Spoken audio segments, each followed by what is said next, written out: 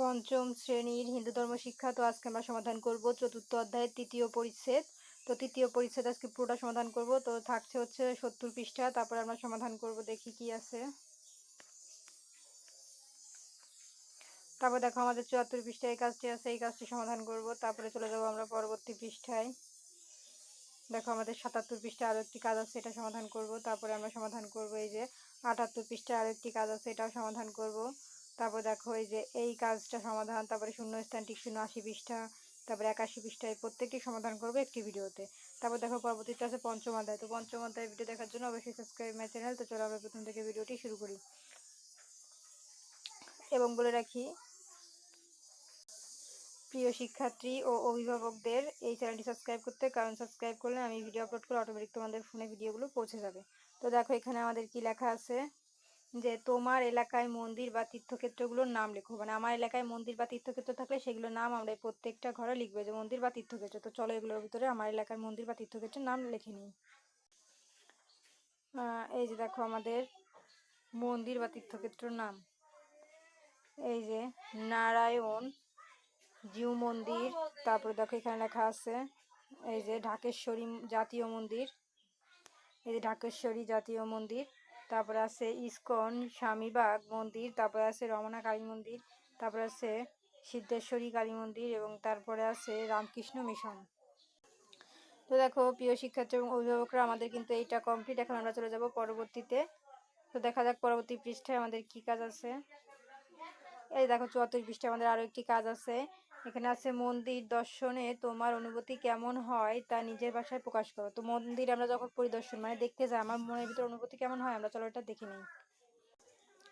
এই যে দেখো প্রিয় শিক্ষার্থী ও অভিভাবকরা, এই যে আমরা মন্দিরে গেলে কেমন হয় মনের ভিতরে অনুভূতি। এই যে দেখো, মন্দিরে গেলে আমার ভীষণ ভালো লাগে। মন্দিরে ঢুকতেই এক শান্তির মনে হয়, সব চিন্তা দুঃখ কোথায় যেন হারিয়ে যায়। ঘণ্টার ধ্বনি, ধূপের গন্ধ আর ঠান্ডা বাতাস মিলিয়ে একটা আলাদা অনুভূতি তৈরি হয়। মন্দিরের ভেতরে প্রতিমা দেখলে মনে ভক্তি আসে, নিজের মনটা পরিষ্কার হয়ে যায়। যেখানে দাঁড়িয়ে আমি নিজের পরিবারের কাছেও পৃথিবীর সকল মানুষ ও প্রাণীদের ভালো থাকার জন্য প্রার্থনা করি। মন্দিরের প্রাঙ্গণের বাইরে বসে থাকলে মনে হয় যেন পুরো পৃথিবীটাই শান্ত। তো দেখো প্রিয় অভিভাবক এবং শিক্ষার্থীরা, আমাদের 74 পৃষ্ঠা কমপ্লিট। এখন আমরা চলে যাবো পরবর্তী পৃষ্ঠার সমাধানে। তো পরবর্তী পৃষ্ঠা দেখো, এখানে আমাদের আরো একটি কাজ আছে। এখানে বলেছে তোমার জানা কয়েকটি তীর্থক্ষেত্রের নাম বলো এবং নিচে লেখো। তো এখানে 5টি ঘর আছে, আমার জানা তীর্থক্ষেত্রে কয়েকটি নাম আমরা এর মধ্যে লিখবো, চলো দেখে নিই। তো এই যে দেখো প্রিয় শিক্ষার্থী এবং অভিভাবকরা, এখানে আছে আমার জানা কয়েকটি তীর্থক্ষেত্রের নাম নিচে লেখা হলো। এই যে দেখো নারায়ণগঞ্জের লাঙ্গলবন্দর, তারপর 2 আছে এই যে গোপালগঞ্জের ওরাকান্দি, 3 নম্বরে সুনামগঞ্জ জেলার তাহিরপুরের বনার্থিত্ব, তারপরে 4 নম্বর আছে চট্টগ্রামের সীতাকুণ্ড, 5 নম্বর আছে ভারতের বৃন্দাবন। তো দেখো আমাদের এটাও কমপ্লিট। এখন আমরা চলে যাব পরবর্তী কাজ। দেখো এখানে আমাদের কি লেখা আছে, তীর্থক্ষেত্র দর্শনে অনুভূতি জানিয়ে তোমার বন্ধুকে একটি চিঠি লেখো। মানে তীর্থক্ষেত্র দেখে তোমার মনে কি অনুভূতি হয়েছে সেই সম্পর্কে তোমার বন্ধুকে একটা চিঠি লিখতে হবে। এখানে প্রিয় বন্ধুর নাম, এখানে দিতে হবে তারিখ আর কোন স্থানে সে থাকে সেই স্থান, আর অনুভূতি কেমন হয়েছে তোমার তীর্থক্ষেত্র গিয়ে, সেখানে এর মধ্যে লিখবা সেগুলো। ঠিক আছে, চলো উত্তর দেখে নিই। এই যে দেখো প্রিয় শিক্ষার্থীরা, আমাদের এই যে তারিখ, হ্যাঁ, এই দেখো আমাদের এখানে সমাধান। তো তারপর দেখো এখানে প্রিয় ক, মানে এখানে ক বলতে কি বুঝাইছে, তোমার যে বন্ধু আছে তার নামটি তোমরা এখানে লিখবা। তো এখানে ক দিয়ে বোঝানো হচ্ছে তোমরা নাম দিবা, যে তারিখে তোমরা চিঠি লিখবা সেই তারিখ এখানে লিখবা। আর স্থান কি, তোমার বন্ধু যে স্থানে থাকে সেই স্থান এখানে ঢাকা দেওয়া আছে। তো চলো আমরা এখন এখান থেকে শুরু করি। তো দেখো এখানে আমাদের কি লেখা আছে, যে আশা করি পরম করুণাময় ঈশ্বরের কৃপায় তুমি ভালো আছো। তারপরে অনেকদিন তোমার কোনো খবর পাইনি, তাই আজ তোমাকে চিঠি লিখতে বললাম।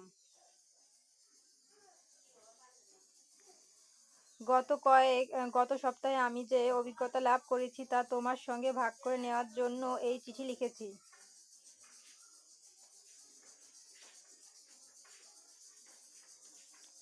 তারপর দেখো লেখা আছে, আমি সম্প্রতি বাবা মায়ের সাথে বৃন্দাবনে তীর্থ ভ্রমণে গিয়েছিলাম। এটি আমার জীবনের একটি অবিস্মরণীয় অভিজ্ঞতা। এতদিন বাইরে তীর্থক্ষেত্রে মহাত্মা পড়েছি, কিন্তু সেখানে শরীরের উপস্থিতি হওয়া অনুভূতি সম্পূর্ণ অন্যরকম। মন্দিরে প্রবেশ ছিল অন্তত শান্ত ও পবিত্র। চারপাশে ভক্তদের বিপুল সমাগম, মন্ত্রপাঠ আর আরতির সুগন্ধ সবকিছু মিলে এক ঐশ্বরিক পরিবেশ সৃষ্টি করেছিল।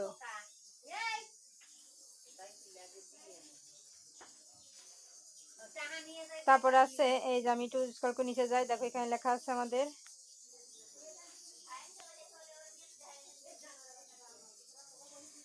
মনে হচ্ছিল যেন কিছুক্ষণের মধ্যে পৃথিবীর সব কোলাহল ও দুশ্চিন্তা থেকে দূরে চলে এসেছি। বিশেষ করে যখন দেবতার দর্শন পেলাম, তখন মন এক অদ্ভুত শান্তিতে ভরে উঠল। তীর্থ ভ্রমণের অভিজ্ঞতা আমাদের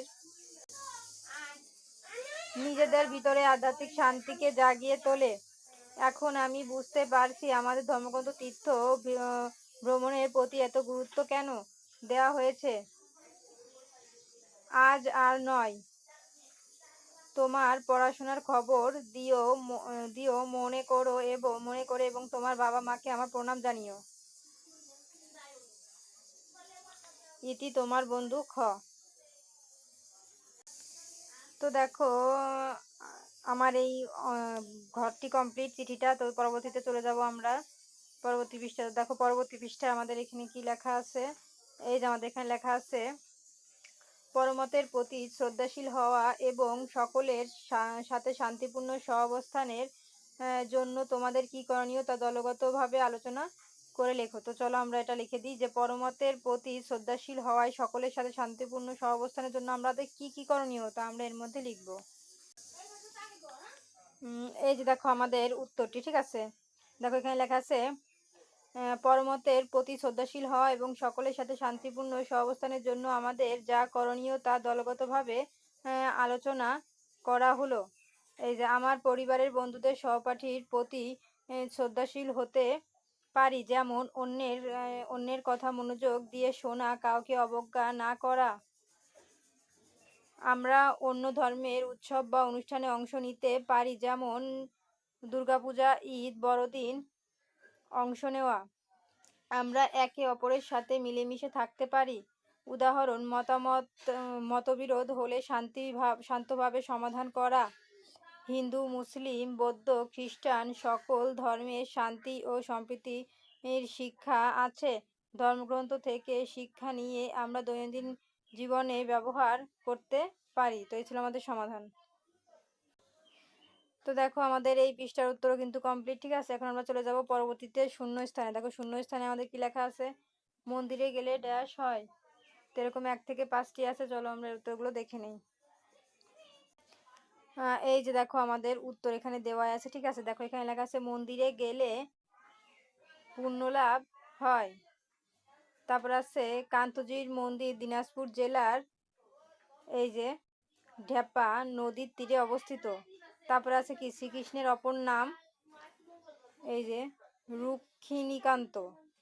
4 নাম্বার, লাঙ্গলবন্দে পুণ্য স্নানের সময় ভক্তরা পিতৃপুরুষের উদ্দেশ্যে তর্পণ করেন। মথুরা হলো শ্রীকৃষ্ণের জন্মস্থান ও তার লীলা ক্ষেত্র। তো এই ছিল আমাদের শূন্যস্থানের উত্তর। তো দেখো আমাদের শূন্যস্থানের উত্তর কমপ্লিট। এখন আমরা চলে যাব খ নাম্বারের ডান বাম মিলকরণে। তো এখানে আছে মন্দির, তো তারপরে মন্দিরের সাথে কোনটা মিলে, চলো আমরা এটার সাথে উত্তর দেখে নিই। তো এই যে দেখো আমাদের ডান বামের উত্তর কিন্তু চলে এসেছে, ঠিক আছে। দেখো এখানে কি লেখা আছে, যে মন্দির একটি আধ্যাত্মিক সাধনার স্থান। তারপর দেখো 2 নম্বর আমাদের কি লেখা আছে, কান্তজির মন্দির দিনাজপুর জেলার একটি প্রত্নতান্ত্রিক নিদর্শন। তারপর দেখো 3 নম্বরে কি আছে আমাদের, মহাপ্রসাদ জাতি ধর্ম বর্ণ নির্বিশেষে সবাই গ্রহণ করতে পারে। তারপর দেখো আমাদের 3 নম্বরে কি লেখা আছে, অষ্টমীর স্নান লাঙ্গলবন্দে অনুষ্ঠিত হয়। তারপর দেখো আমাদের 4 নম্বরে কি লেখা আছে, মথুরা হিন্দুদের অন্যতম পবিত্র তীর্থক্ষেত্র। তো আমাদের এটাও কমপ্লিট। তো দেখো আমাদের ডান বামের উত্তর কিন্তু কমপ্লিট। এখন আমরা চলে যাব পরবর্তীতে টিক চিহ্নের সমাধানে। দেখো টিক চিহ্ন আমাদের আছে হচ্ছে 5টি, ঠিক আছে। তো দেখো এখানে আমাদের টিক চিহ্নে কি লেখা আছে, এখানে আছে দেবালয় শব্দটি দিয়ে বোঝানো হয়। তো আমাদের সঠিক উত্তর কি হবে? সঠিক উত্তর হবে খ, মন্দির। তারপর 2 নম্বরে আমাদের লেখা আছে কান্তজির মন্দির কোথায় অবস্থিত? তারপর 2 নম্বরে আমাদের উত্তর গ, দিনাজপুর। 3 নম্বরে আছে দেখো আমাদের লেখা কান্তজির মন্দিরে নির্মাণ কাজ কে শুরু করেন? তাহলে আমাদের 3 নম্বরে সঠিক উত্তর কি হবে? খ, মহারাজ প্রাণনাথ রায়। তারপর দেখো 4 নম্বরে লেখা আছে লাঙ্গলবন্দ কোন নদীর তীরে অবস্থিত? সঠিক উত্তর গ, ব্রহ্মপুত্র। 5 নম্বর তীর্থ ভ্রমণের মূল উদ্দেশ্য হলো? তাহলে 5 নম্বরে সঠিক উত্তর গ, পুণ্য অর্জন। তো এই ছিল আমাদের টিক চিহ্নের সমাধান। এখন চলে যাব আমরা ঘ নম্বরের সংক্ষিপ্ত প্রশ্নে। দেখো ঘ নম্বরে লেখা আছে আমাদের নিচের প্রশ্নগুলোর সংক্ষেপে উত্তর দাও। দেখো 1 নম্বর লেখা আছে কান্তজির মন্দিরের গায়ে কি লেখা রয়েছে? তারপরে 1 থেকে আমাদের দেখো 5টি প্রশ্ন আছে। চলো আমরা এগুলোর উত্তর দেখে নিই। এই যে দেখো আমাদের উত্তরে আমরা চলে এসেছি। হ্যাঁ, এই যে দেখো আমাদের প্রশ্ন, কান্তজির মন্দিরের গায়ে কি রয়েছে? তো উত্তর হবে আমাদের যে কান্তজি মন্দিরের গায়ে রামায়ণ মহাভারতের কাহিনী, পৌরাণিক কাহিনী, যুদ্ধযাত্রা, নৌকা ভ্রমণের দৃশ্য প্রভৃতি দৃশ্য বিষয়বস্তু সুন্দর পোড়ামাটির ফলকের খোদাই করা রয়েছে। তারপর দেখো 2 নম্বর প্রশ্নে আমাদের কি রয়েছে? পুরীর জগন্নাথ মন্দিরে কোন কোন দেবতার পূজা হয়? তো উত্তর হবে পুরীর জগন্নাথ মন্দিরে জগন্নাথ, বলরাম এবং সুভদ্রার পূজা হয়। 3 নম্বর প্রশ্ন লাঙ্গলবন্দর কোথায় এবং এটি কোন নদীর তীরে অবস্থিত? তো আমাদের উত্তর হবে লাঙ্গলবন্দর নারায়ণগঞ্জ জেলার এবং এটি ব্রহ্মপুত্র নদীর তীরে অবস্থিত। এখন দেখো 4 নম্বর প্রশ্নে আমাদের কি আছে? তীর্থক্ষেত্র মথুরায় কি কি দেখতে পাওয়া যায়? তো উত্তরে হবে তীর্থক্ষেত্র মথুরায় দেখার মতো অনেকগুলো গুরুত্বপূর্ণ স্থান ও মন্দির রয়েছে। এগুলোর মধ্যে শ্রীকৃষ্ণ জন্মভূমি মন্দির, দ্বারকাধীশ মন্দির, গীতা মন্দির এবং গোকুলনাথ মন্দির অন্যতম। এছাড়াও ভক্তরা সেখানে প্রাচীন কংসের দুর্গ, ঐতিহাসিক শিল্পকলা দেখার সুযোগ পান। তো এই ছিল আমাদের 4 নম্বরের সমাধান। এখন 5 নম্বর আছে সম্প্রীতি ও সহাবস্থান কি? তো উত্তর হলো সম্প্রীতি ও সহাবস্থান হলো পারস্পরিক শ্রদ্ধা, সহনশীলতা, সৌহার্দ্য ও শান্তিপূর্ণভাবে একসঙ্গে বসবাসের মনোভাব। বিভিন্ন ধর্মের, জাতি ও মতের মানুষের মধ্যে শান্তিপূর্ণ সম্পর্ক গড়ে তোলাই সম্প্রীতি ও সহাবস্থান। তো এই ছিল আমাদের 4 নম্বরের সমাধান। তো দেখো আমাদের ঘ নম্বর উত্তর কিন্তু কমপ্লিট, সংক্ষিপ্ত প্রশ্ন। এখন আমরা চলে যাব ম নম্বরের বর্ণনামূলক প্রশ্নে। তো ম নম্বর দেখো বর্ণনামূলক প্রশ্নে আমাদের লেখা আছে নিচের প্রশ্নগুলোর বর্ণনামূলক উত্তর দাও। তো 1 নম্বরে আছে মন্দির ও তীর্থক্ষেত্রের 4টি করে বৈশিষ্ট্য লেখো। তো 1 থেকে 5টি প্রশ্ন আছে, চলো আমরা এর 5টি উত্তর দেখে নিই। এগুলো একটু বড় করে লিখতে হয়। তো এই যে দেখো আমাদের হচ্ছে 1 নম্বরের বর্ণনামূলক প্রশ্নের উত্তর। দেখো 1 নম্বরে আমাদের লেখা ছিল মন্দির ও তীর্থক্ষেত্রের 4টি করে বৈশিষ্ট্য লেখো। আর উত্তরে আমরা কি লিখেছি? যে মন্দির ও তীর্থক্ষেত্রের 4টি করে বৈশিষ্ট্য নিচে দেওয়া হলো। এই যে দেখো মন্দিরের বৈশিষ্ট্য। 1, মন্দির হলো দেবালয় যেখানে দেবতাদের পূজা করা হয়। 2, এটি আধ্যাত্মিক স্থান যেখানে গেলে দেহ মন পবিত্র হয়। 3 নাম্বার, মন্দিরের নাম দেবতাদের নাম স্থানের নাম অনুযায়ী হয়। ভক্তরা এখানে দেবতাদের উদ্দেশ্যে প্রার্থনা ও ভক্তি নিবেদন করে। তারপর দেখো এখানে বলেছে তীর্থক্ষেত্রের বৈশিষ্ট্য। দেখো প্রশ্নে বলে দেওয়া ছিল যে মন্দির ও তীর্থক্ষেত্রের 4টি বৈশিষ্ট্য। তো মন্দিরের 4টি বৈশিষ্ট্য দিয়েছি, আর এখন আমরা তীর্থক্ষেত্রের 4টি বৈশিষ্ট্য দেবো। তো দেখো এখন আমরা নিচে দেখো তীর্থক্ষেত্রের 4টি বৈশিষ্ট্য দেওয়া আছে। এই দেখো তীর্থক্ষেত্রের বৈশিষ্ট্য। 1 নম্বর লেখা আছে তীর্থক্ষেত্র হলো পুণ্যস্থান যা দেব দেবী বা ঋষির স্মৃতিবীজে জড়িত, যেখানে গেলে ধর্মভাব জাগে, পাপ নাশ হয়। 3 নম্বর, তীর্থক্ষেত্র যাত্রা স্বর্গলাভের সমতুল্য পুণ্য দেওয়া হয়। মানুষ যেখানে যজ্ঞ, দান ও পূজা করে শান্তি পায়। তো এই ছিল আমাদের 4টি প্রশ্নে প্রথমটির 4টি করে সমাধান। তো দেখো আমাদের 2 নম্বর প্রশ্নে কি লেখা ছিল যে পুরীর জগন্নাথ মন্দির সম্পর্কে তোমার 10টি বাক্যে লেখো, মানে তোমার ধারণা 10টি বাক্যে লেখো। তো চলো আমরা উত্তরটি দেখে নিই। পুরীর জগন্নাথ মন্দির সম্পর্কে আমার ধারণা নিচে 10টি বাক্যে লেখা হলো।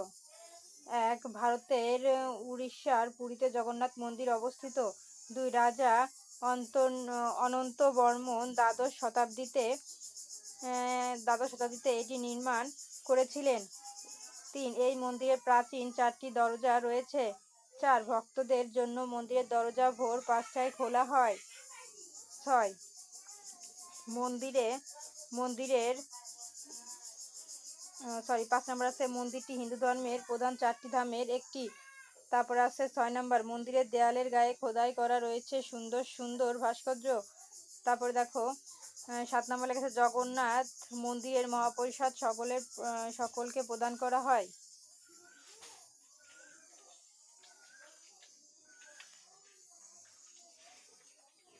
তারপরে দেখো লেখা আছে জগন্নাথ মন্দিরের এটা তো পড়ছি। তারপর দেখো আমাদের লেখা আছে প্রধান মন্দিরের চারদিকের ছোট বড় আরো 30টি মন্দির রয়েছে।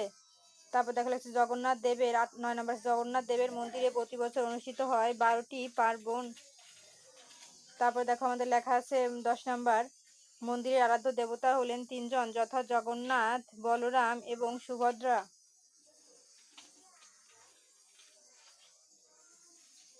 তো এই ছিল কিন্তু আমাদের 2 নম্বর প্রশ্নের সমাধান। এখন আমরা চলে যাব 3 নম্বর প্রশ্ন। দেখো 3 নম্বর আছে লাঙ্গল বন্দন একটি পবিত্র তীর্থক্ষেত্র, ব্যাখ্যা করো। তো দেখো আমরা উত্তর এখানে কি লিখেছি। লাঙ্গল বন্দর নারায়ণগঞ্জ জেলার ব্রহ্মপুত্র নদীর তীরে অবস্থিত। এটি বিখ্যাত তীর্থস্থান।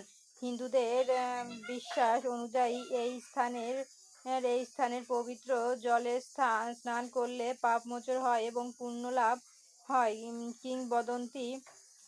কিংবদন্তি আছে যে পরশুরাম এই নদীতে স্নান করে পাপমুক্ত করে হয়েছিলেন। স্মরণে ভক্তরা চৈত্র মাসে অষ্টমী তিথিতে যেখানে অষ্টমী স্নান করে অসংখ্য পুণ্যার্থী ধান, বেলপাতা, দুব্বা সহ পিতৃপুরুষের উদ্দেশ্যে তর্পণ করেন এবং দেবতাদের উদ্দেশ্যে প্রার্থনা জানান। দেশি বিদেশি ভক্তদের আগমনে এটি এক মহান ধর্মীয় কেন্দ্র হিসেবে পরিচিত। এই তীর্থস্থান ভক্তদের বিশ্বাস ব্রহ্মার সন্তুষ্টি অর্জিত হয় এবং মুক্তিলাভ সম্ভব। এজন্যই লাঙ্গলবন্দর পবিত্রকে স্থান বলা হয়। তো এটা বড় আছে, তোমরা সেটা ছোট করেও লিখতে পারো, এই যে জানান পর্যন্ত লিখতে পারো, ঠিক আছে। দেখো আমি জানানে একটা দাগ দিয়ে দিয়েছি, এই পর্যন্ত তোমরা লিখতে পারো। তো দেখো আমাদের 3 নাম্বার কমপ্লিট। এখন চলে যাবো 4 নাম্বারে। তো 4 নাম্বার প্রশ্নে আমাদের কি ছিল দেখো, মথুরা হিন্দুদের কাছে বিশেষ তাৎপর্যপূর্ণ 5টি বাক্যে লেখো। তো চলো আমরা 5টি বাক্যে লিখেছি। দেখো 1 নাম্বারে আমাদের উত্তর আমরা লিখেছি মথুরা হিন্দুদের কাছে কেন বিশেষ তাৎপর্য তা 5টি বাক্যে লেখা হলো। 1. মথুরায় ভগবান শ্রীকৃষ্ণের জন্মস্থান বলে হিন্দুদের কাছে অত্যন্ত পবিত্র। 2. এটি শ্রীকৃষ্ণের লীলাক্ষেত্র যেখানে তার জীবনের বহু ঘটনা ঘটেছিল। 3. রামায়ণ, মহাভারতের ও পুরাণে মথুরায় প্রসিদ্ধির কথা উল্লেখ রয়েছে। 4. এখানে দ্বারকাধীশ মন্দির, শ্রীকৃষ্ণের জন্মভূমি মন্দির, গীতা মন্দির, গোকুলনাথ মন্দির সহ অনেক পবিত্র স্থান রয়েছে। তারপরে 5. ভক্তরা মথুরায় তীর্থযাত্রায় স্নান করে পুণ্যলাভ করে। তো এই ছিল আমাদের কিন্তু 4টি প্রশ্নের সমাধান। এখন আমরা চলে যাব 5 নম্বর প্রশ্নের সমাধানে। দেখো 5 নম্বর প্রশ্নে আমাদের কি লেখা আছে, তীর্থস্থানগুলো ভক্তদের জীবনে কিভাবে প্রভাব ফেলে উদাহরণ সহ ব্যাখ্যা করো। তো দেখো আমরা উত্তর লিখেছি তীর্থস্থান ভক্তদের জীবনে গভীর আধ্যাত্মিক ও নৈতিক প্রভাব ফেলে। তীর্থ দর্শনে মানুষের মন পবিত্র ভাব, শান্তি ও ভক্তি জন্মায়। দেহ মন পবিত্র হয় এবং পাপমোচন হয় বলে বিশ্বাস করা হয়। উদাহরণস্বরূপ লাঙ্গল বন্দরে অষ্টমী স্নান করতে এসে ভক্তরা মনে করেন যে এই স্নানের মাধ্যমে পূর্বজ পাপ দূর হয়ে পুণ্য অর্জিত হয়।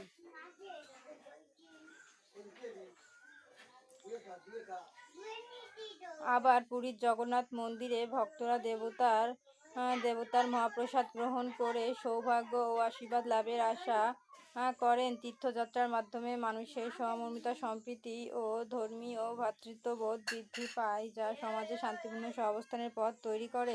তো এই ছিল আমাদের 5 নম্বর প্রশ্নের সমাধান। তো এই যে দেখো, আমাদের কিন্তু এই 9 নম্বরের 5টি প্রশ্ন কমপ্লিট। তো আজকের মতো এই পর্যন্তই। পরবর্তীতে 5ম অধ্যায়ের ভিডিও দেখার জন্য অবশ্যই সাবস্ক্রাইব মাই চ্যানেল।